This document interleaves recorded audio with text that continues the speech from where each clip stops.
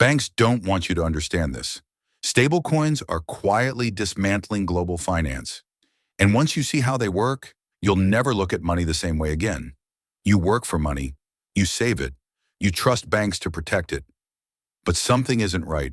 Prices keep rising, your purchasing power is evaporating, sending money is slow and the fees never stop. The truth is, you don't actually control your own wealth. Now imagine a parallel system. Money that moves instantly, sent anywhere in the world in seconds, without permission from a bank. This is the world of stablecoins. They live on the blockchain, just like Bitcoin, but without the volatility. They are designed to stay stable, pegged 1-to-1 with the US dollar.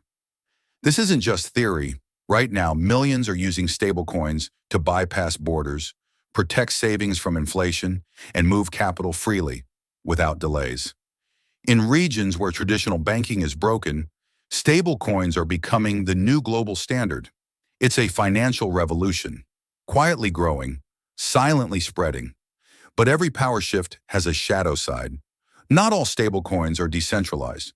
Some are corporate-owned. Governments are watching. Regulations are coming.